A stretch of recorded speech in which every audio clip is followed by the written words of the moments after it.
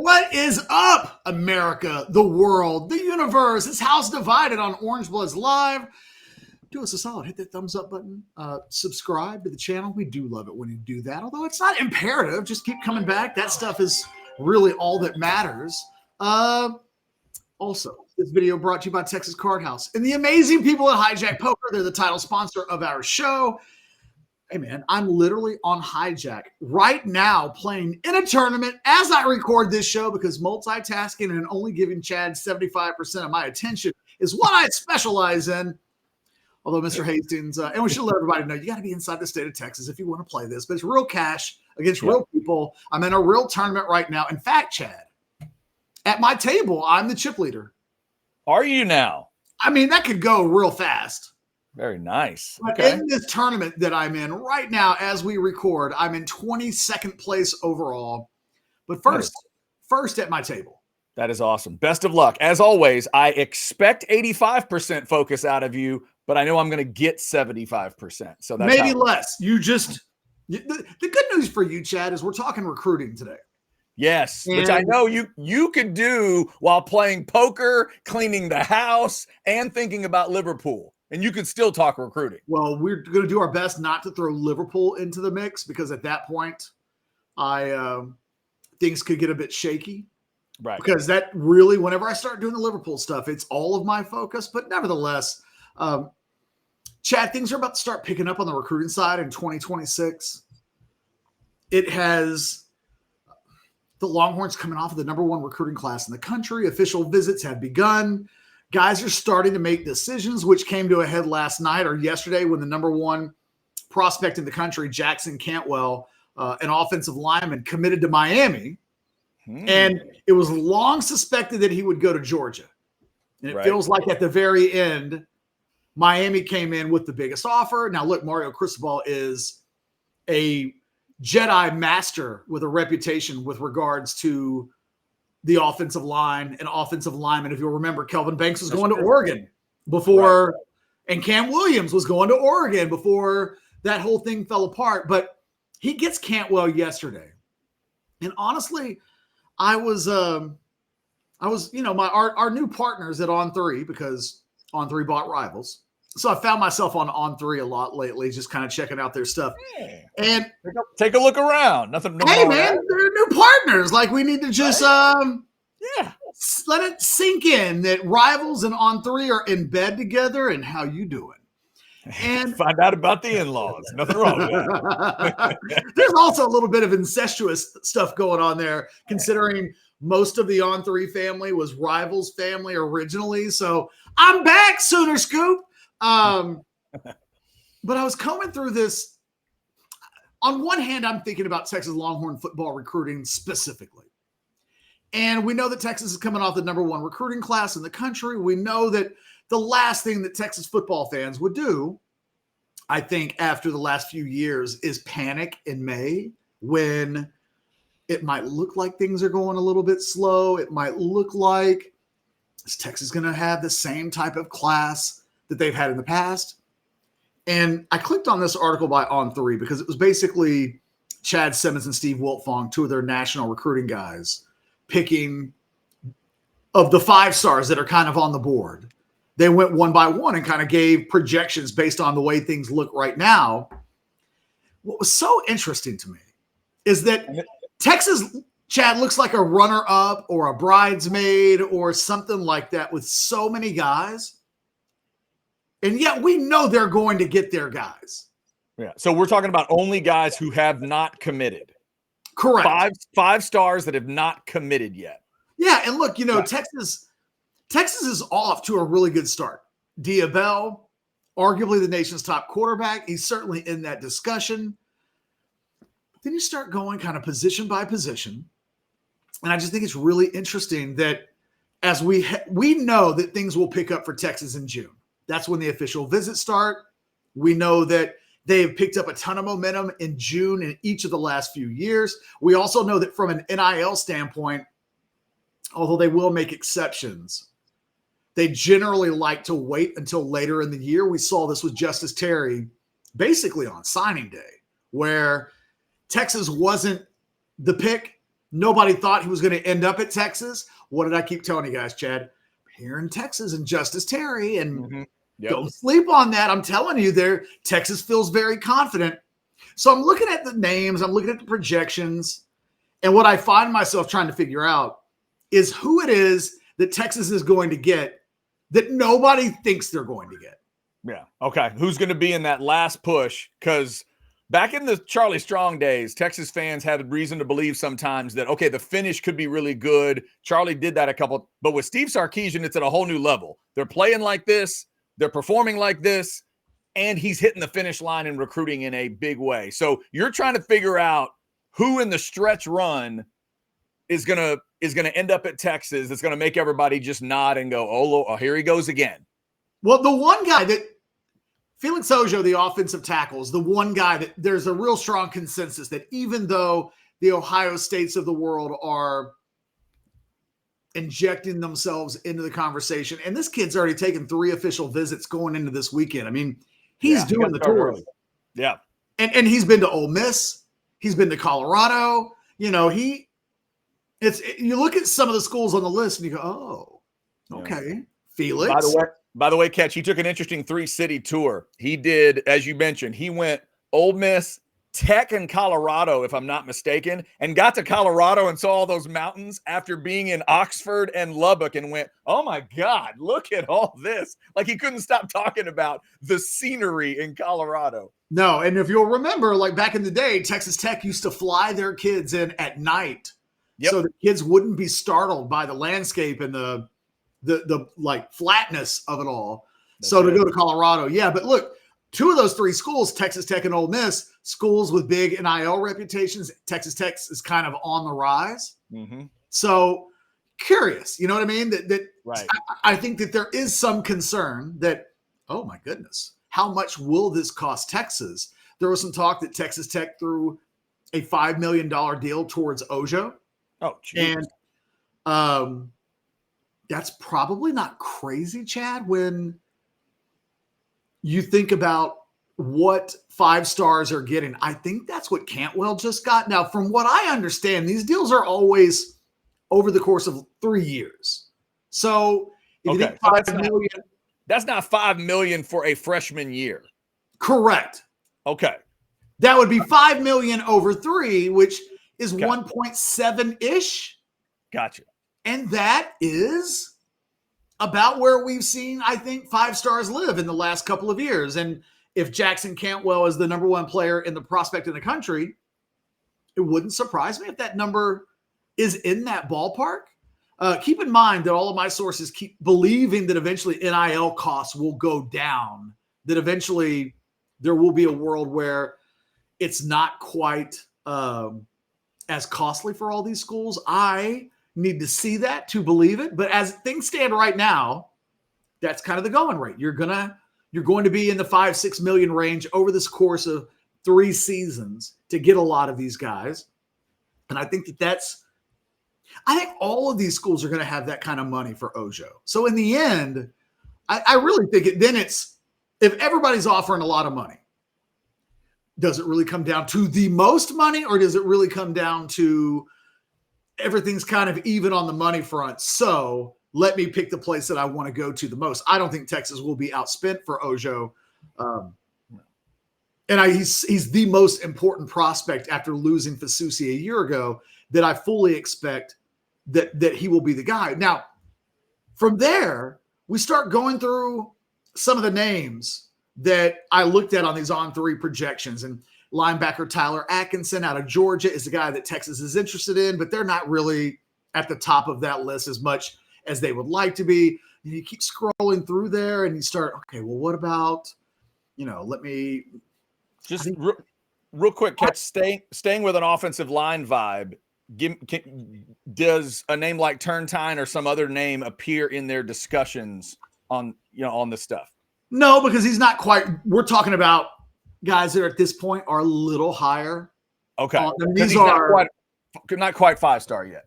Yeah, right. And what's interesting is that I think Texas A&M right now has maybe more spring buzz than Texas.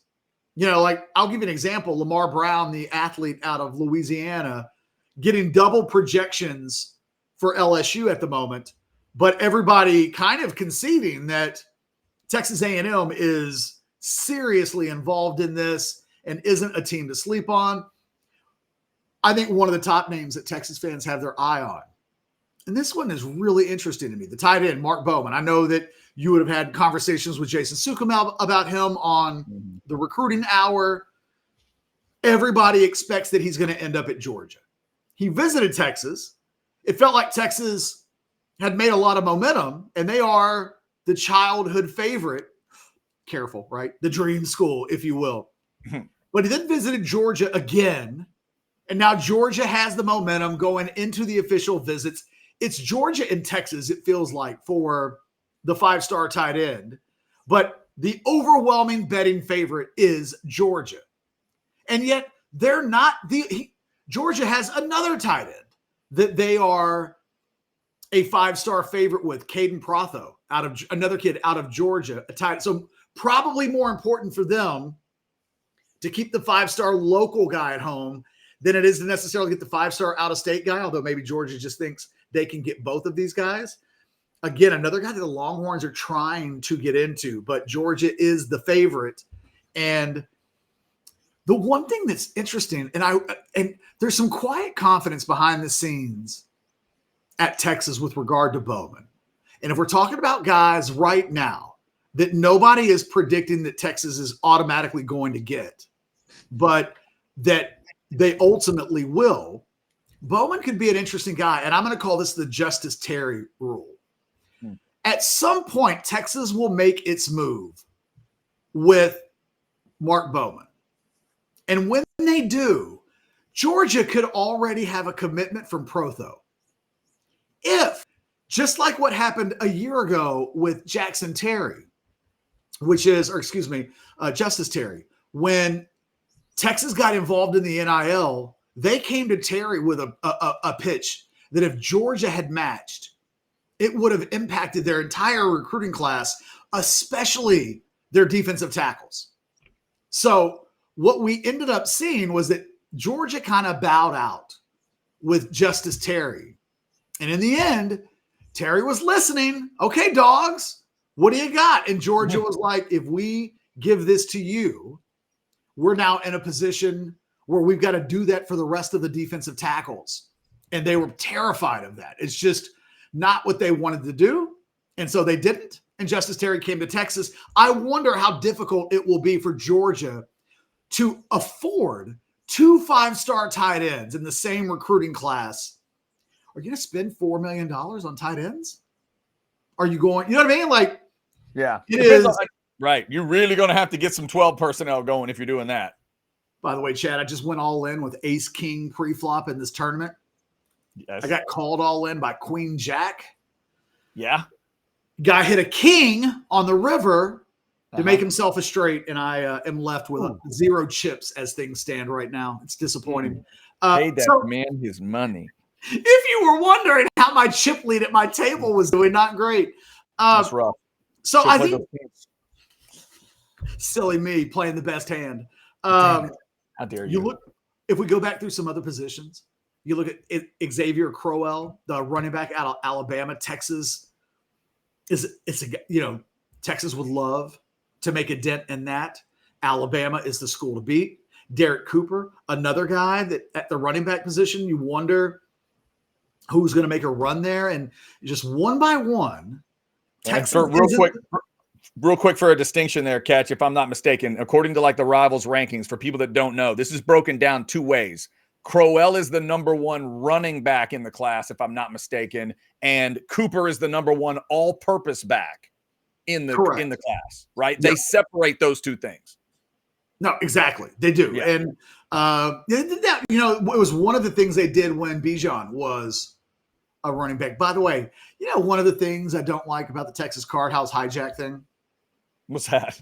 When you eventually lose, it pops up and says, "You've busted out. Thanks for playing." It feels very condescending when you lose.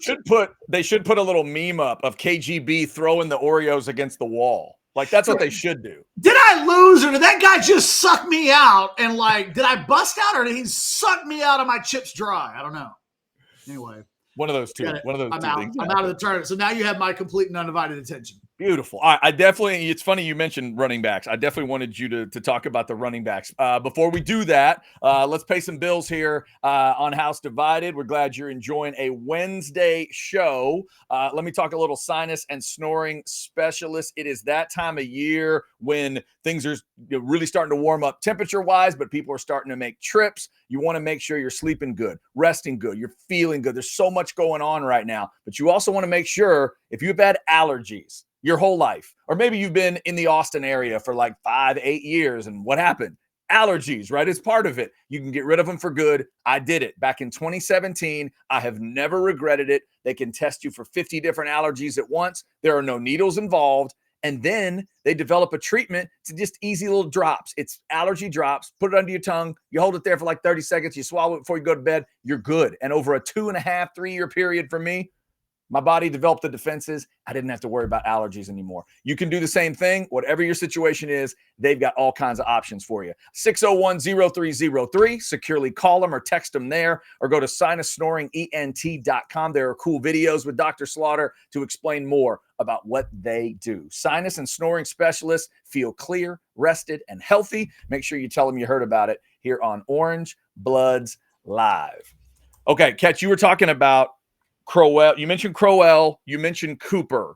So I guess without getting into other running back names, give me your feel on one of those guys for Texas. Like, that feels like it would be massive if Texas could end up with one of those two you just mentioned. What are your your ballpark chances right now? I think of the two, Cooper might be the guy that Texas has the best chance with. And in the most recent recruiting board, Jason Sukumel put a 40% chance of Texas landing Cooper, which I think might be a bit high, considering that Miami is a consensus and that they're the consensus favorite. It's the home state school. Right. Florida kid, right? Florida kid, and Miami's the school in the state that he would end up at probably. If Miami's the favorite and Texas is at 40, right, then even if we put Miami at 50, it only leaves 10% for the rest of the field. Now, it might be that Miami isn't really 50. Maybe they're 40, and maybe Texas is 25 or 30, and that the rest of the schools that he's considering, you know what I mean? It may be in reality that everybody's percentages is below 50%. I think that might be more accurate. No offense, Jason. I'm not calling into question the odds. I'm just, as I think about them, I think the thing I think about Cooper is I think Sukumel thinks that Texas has a better chance with Cooper than maybe the nation knows. And it does bear repeating that one thing Texas will not have done is they will not have made their big NIL pitch, that they really look to make their momentum in June and the summer moving forward. So a lot of what we see in mid-May, Texas just doesn't worry about. And I think both those guys have official visits set up to Texas in June, don't they? Yeah, and I think if Steve Sarkisian says, I'm not worried, we're fine, I think you have to – it's happened each of the last few years. Yeah. And every spring, and it has happened this spring. I have not noticed a lot of Texas fans getting antsy. But June 1st is right around the corner, and let them lose a guy, and then antsiness kicks in. That's just how it works with college football fans. Yeah. The thing you would say about the running back position is that Texas does have potentially KJ Edwards, the running back out of Carthage, in their hip pocket. Right, which I'm assuming he's not quite on this list, sort of like Turntine? Correct. Okay. He'd be, I think, on the next tier below that, but that's your safety valve. It's like, well, the worst we'll do potentially is a national top 50 guy. That's a good first world problem. The worst you're going to do is a badass from Carthage. That's the worst you're going to do. Just the best running back in the state. Yeah, no problem. But they have eyes that may be bigger than their stomach, or maybe their stomach matches their eyes. It remains to be seen. When you go position by position, I think, last year out of state really saved Texas. They didn't miss on everybody in the state of Texas, but they sure as hell didn't get everybody either. They lost DeCorian Moore. And what did that end up getting supplemented by? While they got Kalik Lockett and while they were able to go out and get a Dale McCutcheon, Jamie French is kind of seen as the out-of-state talent that made up for the lack of DeCorian Moore, even if it's not apple to apple. It was like, well, they went out of state, got a 5-star receiver. They lost a 5-star receiver. It's all a wash? Close. No, they didn't get Michael Fasusi. But what did they do? They went out and got Nick Brooks, who isn't anywhere near the prospect that Michael Fasusi is, but their answer was to go out of state. What might be interesting this year is it might really be the first time under Steve Sarkisian where maybe the in-state guys, maybe Texas has more momentum now with the in-state guys than they do with the out-of-state guys. And it has felt at times that Texas, it's been the opposite under Sarkisian, but you look at the running back position and the thing you'd feel most good about right now is KJ Edwards. You look at the wide receiver position and that one's a little hit or miss, but at the end of the day, Caden Finley, the son of Jermichael Finley from Aledo High School, is probably he's the guy with the highest percentage projected to Texas at this point on Jason Sukumel's recruiting board at 55%. Okay. You go to the offensive line position, and obviously Ojo is the guy that we're talking about. But again, in-state, and I'm not sure that there's an out-of-state guy that warrants being discussed on that level. Then you go to the defensive line, and it's like Jamarian Carlton from Temple is right at the top of the board. Maybe the defensive end and the defensive tackle position is the one that's kind of impossible to completely nail down. There's so many names. Right. Because at one point, you mentioned Carlton. At one point, Carlton, I know, was in a discussion for Texas, but I feel like from what Jason's been saying recently, feels like that has changed, that is not a focus for Texas right now.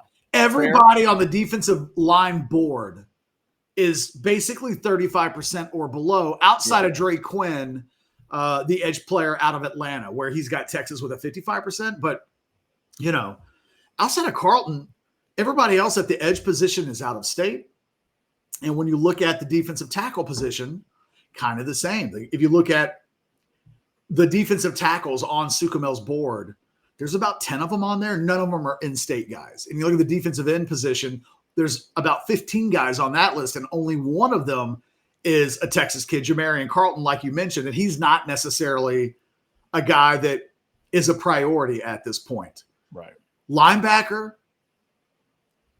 I'm not quite sure what is really fascinating to me is Texas is shooting for the stars with all of these guys. All of their names of the top guys that they're looking for are the elite of the elite of the elite. In Texas, other than in the secondary or at the athlete position, we start thinking about Jalen Lott or Chase Calicut or Isaiah Williams. All those guys are in-state. Texas feeling really good about their positions with a lot of those guys. The rest of the defensive side of the ball, kind of hard to pin down. And again, I find myself wondering who on this list is Texas not favored with? But eventually Texas will step up with an NIL offer or an official visit or a presentation that changes the mood of the room. I feel like you could kind of make out the offensive class as it's coming together. A little bit more difficult on defense. And yet, if you ask me to put money on it right now, I would say that Texas will finish with a top 5 recruiting class, probably better because that's what they've been doing. And yet I will admit, full confession, with 7 months to go until signing day, I'm not sure that I wouldn't want to be betting appendages on who I think ends up in this class, because I think it very much could be Justice Terry related, where we're going to get to December, and that's where Texas thinks that the real NIL bidding gets taken care of. Yeah. And there's some proof of that based on what we saw last year with Cade Phillips, with Justice Terry. It wasn't enough to sway Michael Fasusi, but it was sure enough to give him some real long, hard consideration. I had to think about it. And in the end, he picked the school that I think he just wanted to go to. But, Texas is just looking at this right now and saying I used to play this horse racing game at Dave and Buster's, Chad, where this is like a decade plus ago, maybe 20 years ago. You groom and raise these horses, and then you would race them, and then you'd have some that were like closers Some were like early starters. Oh, I thought you meant the one where you shot the water gun at the target and the horse ran No, across. you bred the horses. Okay. Then you raced them and you tried to make championship horses. Okay. But as you like bred the horses, each horse was a different kind of racer. So they needed to learn how to race the horse. Texas is a finisher. Oh yeah. They're a finisher. They are in the last straightaway. Here they go. Yeah. And so when you have the recruiting conversation in May, you always have to keep in mind we're about 6 months away from when Texas really does the Texas thing. Yeah. And we're only 1 month away from 3 straight weekends of the biggest names coming to Austin. Like that's really, I think, where the energy starts to pick up. And that's what, the in Sark you trust. Texas fans will say in Sark we trust in a lot of ways. I don't know if they mean it any more, Catch, than they do right now with this stuff. Because, you could make a joke about, hey, it's 1st and goal from the 2 in Sark we trust. Okay, maybe a little work needs to be done there. So, like you said, these last 2 cycles, he's shown you what he can do finishing this stuff. And this is where you put your ultimate trust in him if you're a Texas fan. Yeah, and even like 2 years ago, they're always poaching national level prospects towards the end of the cycle.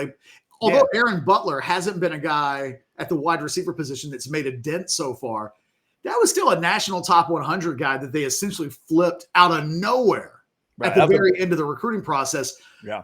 The national recruiting observers and reporters and analysts, they didn't see that coming at all. And quite frankly, they didn't see the Justice Terry thing coming at all. So Texas has really emerged as the school that when they arrive sudden and emphatically. And a lot of times they are the ones that change the dynamics in a big recruitment in a way that I think Texas has long had a reputation of, fearing that Georgia or Ohio State or somebody even in this new era of money would come in and hijack what they've been working on. And I think Texas has actually turned into the hijacking team that they don't care that you've committed somewhere. If you're Georgia or you're Miami or you're anybody, they're not afraid to come to your turf and at the last second pee in your cereal and just make it difficult. No, you're right. You're right. Which has one name blinking in my head as you're talking. And I want to ask you about that. You've already said the name. I want to circle back here in a second. Real quick, though, let's see Lisa. Let's hear from Specs. The Specs chat is what you jump into. Yes, Lisa, dance. You see Specs in the chat. Thank you guys for jumping in and supporting us. Here's a little reminder for Specs. If you need to get stocked up, Texans know for selection and lower prices, it all starts at Specs. Shop Specs! No matter what's on the menu, we've got you covered. With all your favorites on tap, you'll bring home the win. Shop Specs! Special occasion? Flirt responsibly. Boots on, drinks up. The fun starts here. Shop Specs, low priced, amazing. Here's to you. Flirt responsibly, maybe my favorite line in that whole deal. And a reminder, when you're getting stocked up at Specs, you know what one of my favorite things is. This bottle is no longer full of Deep Eddy pineapple. I took a picture of it when I bought it so I could show it to y'all, but it ain't full anymore. It's done. I'm on to my second bottle of Deep Eddy pineapple. It is the 9th flavor they've introduced. Get to Specs and get your bottle, or maybe you go ahead and get out to the tasting room and grab a bottle and see what they've got going on with all these great cocktails. Now they're mixing up the cocktails with the pineapple flavor. Now the pineapple flavor is part of the tasting. So you get 9 different vodkas to taste. They'll teach you about the history of the place. So much fun out there. Get some of this. Now look, today going to be like 104, 105. But see, the beauty is I'm talking to you on a Wednesday show. They're Thursday through Sunday. So find you the day when the weather's good. Get on out there. Thursday through Sunday out at the Deep Eddy Vodka Tasting Room. Tell them you heard about it on Orange Bloods Live. So, Catch, as you talked about, Texas closing, making it a surprise, making it a shock for some people. I just keep thinking about Carlton over and over again. Remind the people where Jamarion Carlton is going to high school. He's a Temple boy. He's in Temple, Texas, people. He's in Temple. He's not some Georgia guy that Kirby's got some power over. He's not out at Modern Day where you're like, man, he's all the way in California. How will his parents get? He's from Temple, and he is a badass. That's the guy I'm watching, Catch. Until that's done, it ain't done for me. A kid that's that good, that's in Temple, I'm wondering if late, when Texas really goes to the NIL, because who's the team they'd be trying to outbid there for Carleton? Is there a clear favorite right now for Carleton? I mean, had been some USC chatter, but it's, I think that, he's already could be A&M. I think the only official visits that he's got set up right now are to A&M, and I think that's the only one I see in the database from a scheduled. I think his recruitment has just got a long way to go, and everybody. And you know what often happens? Because this guy, he only took 3 unofficial visits in the spring. He went to Texas on the 21st of January. He went to USC on the 29th of March. He went to A&M on April 19th. Those are the only visits that are listed in the Rivals database right now. So, we've seen guys visit Texas 3 times in the spring. Right. And we've seen guys go on 8 consecutive weeks of visits, and that's not what he's done. Right. And what that I wonder if it comes down to the title of this show. Driving distance, family, and I'm a badass, and it's one of those 2 places. And until it's done, I am not going to take Sark out of the discussion for Carleton. I just think his recruitment it's just in a situation where I think it's now starting to pick up. And what happens is when a lot of guys start slow in the process, they can get left behind. You better be good if you're not going to do the song and dance at the pace that everybody else is doing the song and dance earlier in the spring, in January and February. The fact that he only took 1 unofficial visit in January when guys are racing to get places. Yeah. He's just slowing things down. I think he's going to stay in state. Is he on the list in June for an official? Not yet. Okay. In the last update that I saw of him 6 days ago on Rivals, he said that he's likely to set up official visits to Baylor, LSU, Texas A&M, and LSU. Okay. Baylor, LSU, Texas A&M, and Texas Tech. Okay. So regional stuff. Very regional. LSU's made a move. I think there's just a sense. He's gone to Texas Tech recently. He's visited LSU recently. He hasn't been to Texas a bunch. So I just think there's a sense of like, oh, it's not serious. But that happens. That kid's recruitment starts in June. And if he takes an official visit to Texas in June, it's on. Yep. And I think it could turn into a house divided battle. I don't think you can sleep on LSU. And then I think you got to keep an eye on Texas Tech because they are not going to be afraid to try to money whip an NIL. They now have an alumni base that is incentivized and motivated to go. And that's still, Texas is getting it done, obviously. But I don't think behind the scenes the enthusiasm for Texas alums given to NIL is as high as it is in Lubbock. So I think that recruitment, again, I think for me, it's just starting. It's going to be a wild one to follow. And again, June 6, 13, and 20 are the 3 big weekends. The other thing, Catch, is if he schedules an official visit, this is true for any of these big dog guys that maybe don't have it scheduled, some of the names that are going to be in Austin, like it has to affect you. If you're one of the big badasses and you are on a visit and you know who the other badasses are, and it's like, oh, Ojo's here this weekend. Oh, is he? Oh, and hey, Turntime's here, or whoever, Crowell is here. Osborne's here. Edwards is here. All these names they know, that's got to affect them, Catch. Defensive side of the ball for Carleton, right? If he knows one of the other badass defensive linemen, one of the badass linebackers, one of the best safeties or corners in the country, if they're all in there same weekend, discussions are going to happen. Thoughts are going to happen about, whoa, we could all be together. and play together. So that's a big part of it too when June fires up. By the way, I realized I might have to just wear this shirt every day because the Liverpool fits the screen. Like there are days I wear like right now. Yeah. I don't know what you have on your t-shirt. It does look good. Right. Yeah. See, I'm going Texas Card House, but it's I had no idea. Now I can see it. See, there you go. Right. But I'm in a resting position even when my arms are rested. Yeah. You're looking Liverpool bitches. Very Liverpool of you. All right, Catch, one more build. I don't know if you've heard that, Chad. We're the champions. You are the champs. Yes. Congratulations on that championship. You didn't have to give up a part of your finger at all. No, not at all. They did it legitimately. You tried. Yeah, they did it legitimately. Only one more bill to pay on this show, Catch, and it is yours. It is Rogue Shop. You're trying to actually take some time off this week. We'll see how that goes. Whether you're working or taking time off, Rogue Shop has been part of your life for how long now? Jeez, I don't know. Years at this point. Years. And it ain't stopping anytime soon. It is Texas's home for legal CBD, THC, and so much more.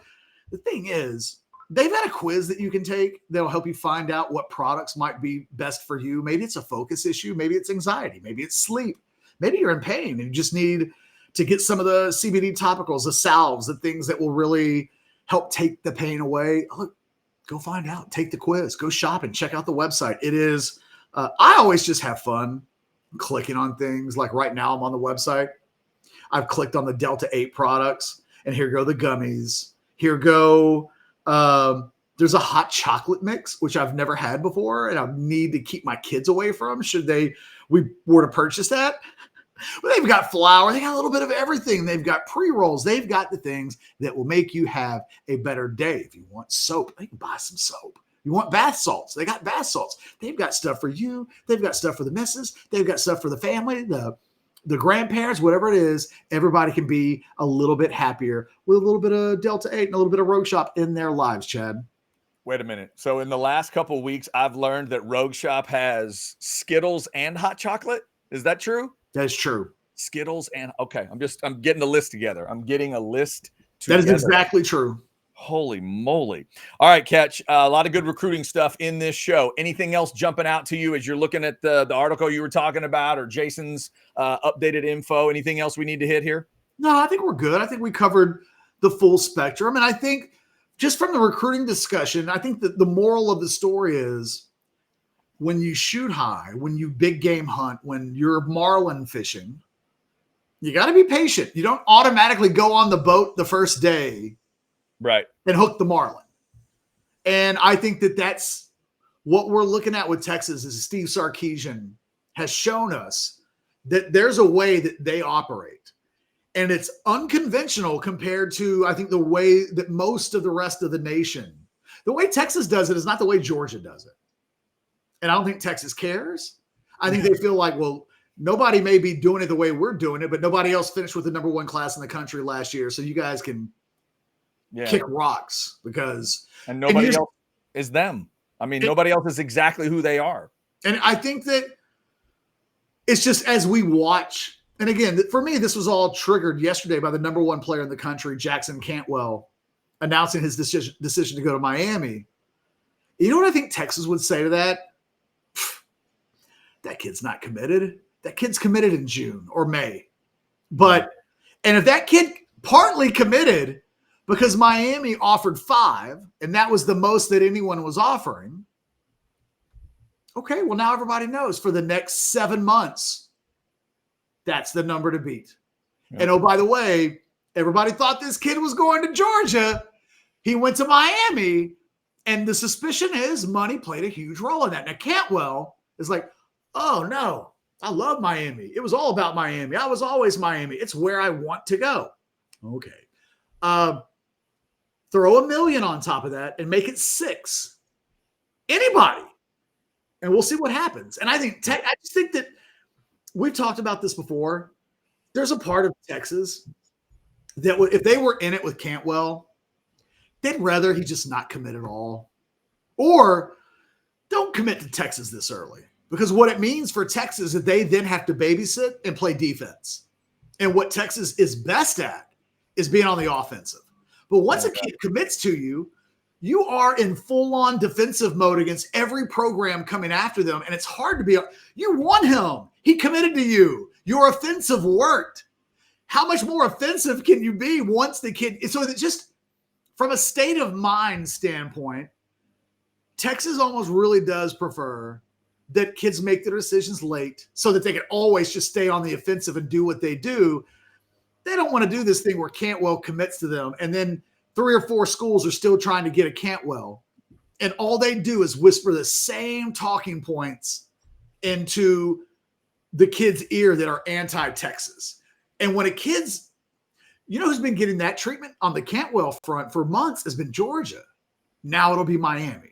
Now for the next however long he's committed there, he's going to hear, you're really going to go to Miami? Like, is Cristobal even going to keep that job the entire time they're there? Right. He's not even winning big at the ACC right now. He's not going to make the playoffs. They had the number 1 pick in the draft, and they didn't make the playoffs, and they choked at the end. Like, do you want to play big boy football? And he's going to hear it, all of the messaging over and over and over again. And if you're Texas, you don't have a lot of weaknesses right now. The good news about making the playoffs 2 years in a row and having a Manning and paying a ton of money in NIL, you have fewer weaknesses than perceived to exist a couple of seasons ago. But you still have some. You still haven't won the big one. You still, I don't know.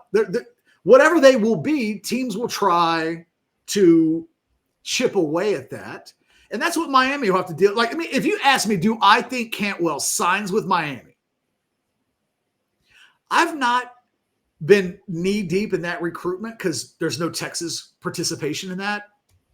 There's got to be at least a 50-50 chance that kid ends up peeling off and going someplace else before signing day.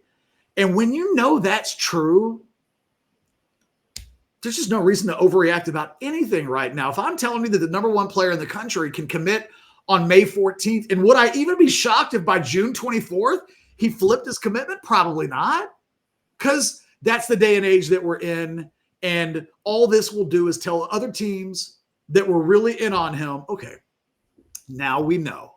Now we know if we want to get that guy, what it's really going to take. And now they've got 7 months to figure out, can we raise that much money? Does it make sense?